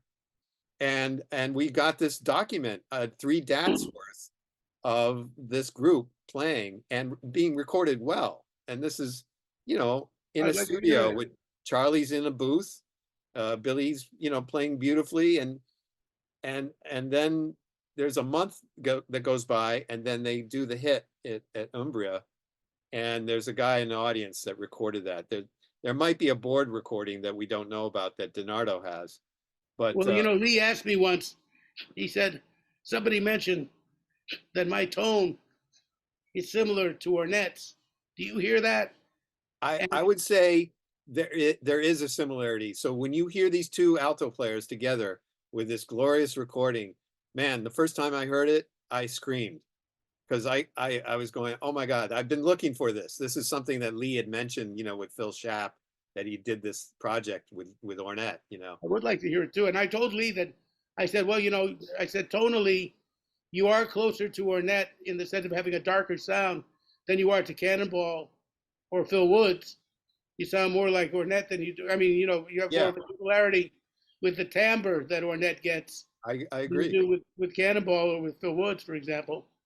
So yeah, I mean, you hear the progression of how, first of all, I felt like Lee was maybe a little intimidated by Ornette in this sense, and just trying to figure out how to fit in. And Charlie's going, man, Lee's kind of going, oh, well, I want to sound like Ornette or something like that, and Charlie's saying, no, man, sound like you. This is like this banter that's going back and forth with these guys. They're all Lee was obsessed with blend. When he played with another saxophone player, he told me that the first thing he tried to do was to blend. Yes. Now, Lee's definition of blend was usually the other guy would try to sound like him. Right. And right. so with Ornette, in other words, when Lee and I blended, Yeah. it was me making an effort to retain whatever there was of my own identity, and to actually blend by following his lead. Now with Ornette, he wasn't going to have somebody that was going to do that because Ornette was what Paul Bley called a primitive, in a Right, good sense. right. They said, a primitive is someone who only knows how to play like himself. Well, that's so you hear this progression of Lee kind of suddenly, the gravity going towards Ornette, but you still get Lee, and Lee being much freer in these later, takes of these certain tunes. So it's a really fascinating document. I'm hoping that, we will see the light of day with this stuff. It is the one holy grail of the whole archive, I feel. It's really at the top of what I want to see come out. It's going to take an effort because I don't know what DiNardo is going to think, and there's also other complications that have come up about that. But in any case, I feel like a major label's got to make an effort to release this stuff, and I hope it does. We don't know the names of the tunes either. They weren't published, apparently. We don't know. Ornette doesn't say, "Here's this tune" and name the tune. He just says, they just pull out these lead sheets one after another. So it's yeah. I'll share that with you. Maybe I can come over and play that for you. I'd love to hear that. Yeah. So, and also these other things that you have, the GBH things. We are out of time. yes. That about does it for us today. I'd like to thank, first of all, Hal Galper, who had to leave a little early, but the great Hal Galper for joining us earlier. And of course, Mrs. Geraldine Marsh for giving us such lucid insights into the life of Warren and the relationship that existed between Lee Konitz and Warren Marsh. Invaluable information and feelings that we didn't know about.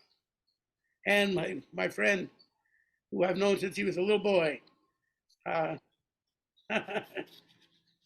Mr. George Schuller, who is a fine drummer and archivist, jazz historian, filmmaker, and really jazz renaissance man, but essentially a wonderful drummer, and was a companion to Lee Konitz in his band and kind of helping Lee out in his travels and his life in general for several years. And the insights that he brought to the conversation about Lee are also invaluable. I'd like to thank you, George, for Thank you, Bob. You're welcome. On the real side. And I'd like to thank you for watching, our viewers. And we had quite a few today, so I'm very happy about that.